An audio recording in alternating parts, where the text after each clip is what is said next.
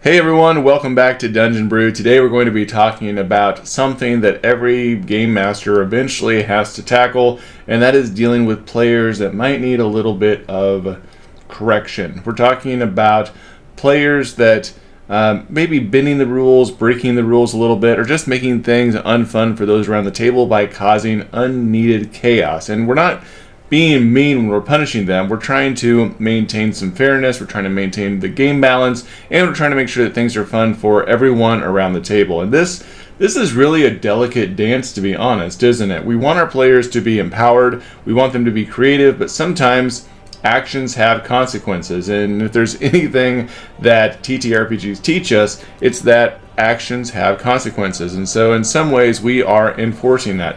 And the goal isn't necessarily to be punitive, just for the sake of it, but it's ensuring that everyone is feeling respected and that the game's integrity is being upheld. So we're going to dive into some nuances. I want to provide you some practical advice and give you some genuine insights that have kept my own table happy for years. Let's get into it.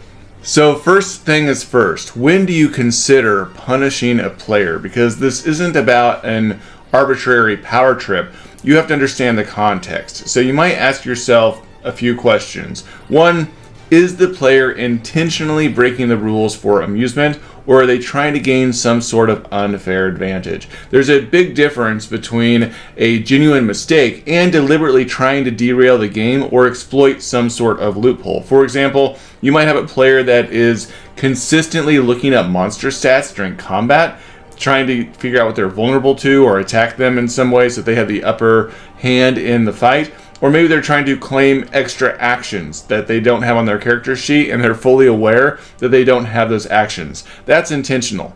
Now you may ask yourself, is the player misunderstanding the rules? This happens a lot around the table. Sometimes what looks like rule breaking is just somebody who hasn't quite grasped a mechanic or a spell. So a gentle reminder to them about what they should be doing is really all it's needed, just some simple clarification. So for instance, you might have a player that forgets what spells are a full action and which ones are a bonus action. You know, that's just a misunderstanding, not an attempt to cheat.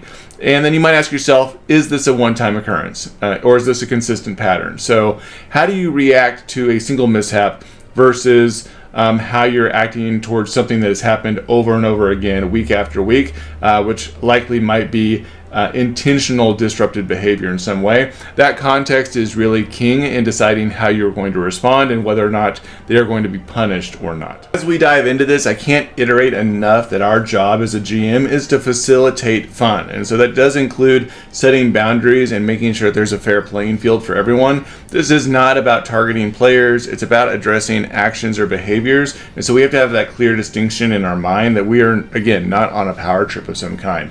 But once you've determined that there are consequences that are necessary, the next question is, what is an appropriate punishment? Because this really isn't a one size fits all. For minor rule breaking, something small and lighthearted really oftentimes works best. Maybe they get a disadvantage on their next roll because they tried to sneak a peek at my notes.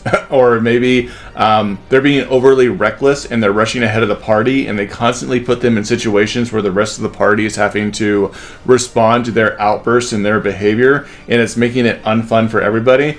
Maybe I have them roll a difficult dex save and they fail it and they end up stumbling and taking a d4 bludgeoning damage. These are kind of really quick in-game nudges that you can utilize that don't disrupt the flow and kind of keep them in check. If you have major rule breaking or actions that significantly impact the game, you might consider some penalties or some resource depletion that occurs as a result of that. So if I have a player that is recklessly, causing significant setbacks for the party, like I talked about. Like we've ran into this argument in our games before, where we have players that are just completely throwing the campaign off. They're not engaged in collaborative storytelling around the table. They're being murder hobos. They're doing things that are really upsetting the rest of the group. Then maybe that player starts losing inspiration points, or on their next long rest, they only have half their hit dice maybe restored because of exhaustion from their actions. Maybe they're misusing powerful magic items, and maybe that is causing them to drain their spell slots because of the energy. There's things that you can do to incorporate in the game that responds to that behavior. If I have consistent rule breaking, like the murder hobo instance where we have players that are constantly causing issues. For instance, maybe they're consistently being rude to NPCs throughout the world, and to a point that it's just unnecessary. So at that point, I might maybe have a reputation score attached to them, and you have shopkeepers that are just refusing them service, or guards that are eyeing them more suspiciously, making their DC saves a little bit more complicated. Or I've had issues before where players just aren't committed to sitting in the seat and playing the game with everybody else, and they're constantly getting up, and we're all waiting on them to return back to the table and play. Well, if you're going to leave your character unattended all the time, it might be the case that they come back and find that some of their gold was stolen, or common items that they have been pickpocketed. So there's things that you can implement that can have a natural consequence in the gaming world that can help shape behavior in a positive way.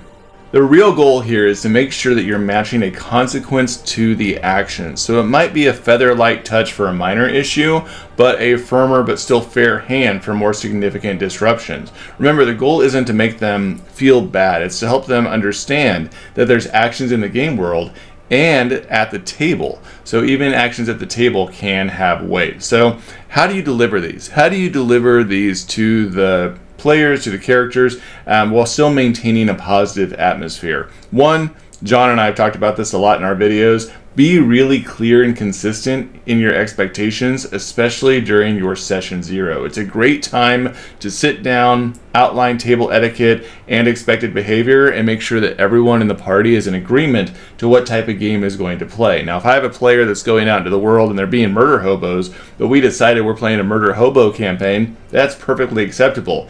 If the party around the table decided they wanted to play a campaign where they are good and they're trying to save the day, and then somebody decides halfway through they don't want to do that anymore and start disrupting it, then you have an issue.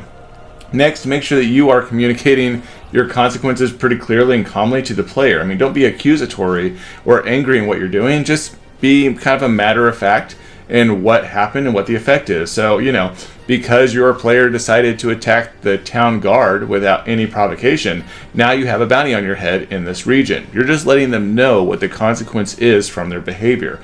And more importantly, you want to emphasize that the punishment is for the action, not the player.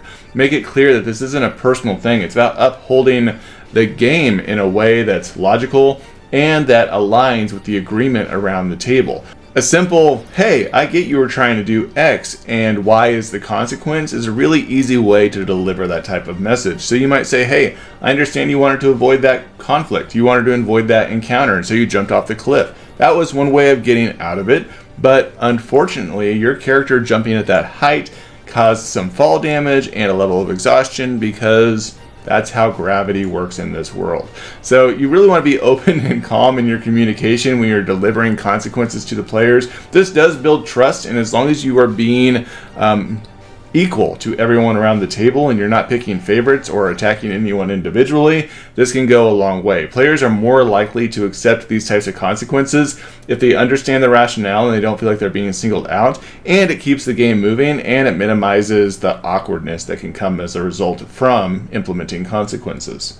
But maybe punishment isn't necessarily the direction that you want to go. Maybe you're looking for an alternative, and that might just be sitting down and having a private conversation with the individual away from the table and figure out what's going on. Maybe there is some sort of misunderstanding or misgiving. Maybe something happened during the course of the gameplay that you didn't see or didn't understand that made them be a little more disengaged. Maybe they have something going on in their personal life. Just checking with them and seeing what's going on can help you figure out what's working and what's not working well for them, so you can problem solve and find a better way forward to make sure that everyone is enjoying themselves. Really, what you're aiming for is having a deep level of engagement with everyone around the table, making sure that it's fun, and making sure that you're able to guide behaviors that help out with everyone around the table instead of just punishing it.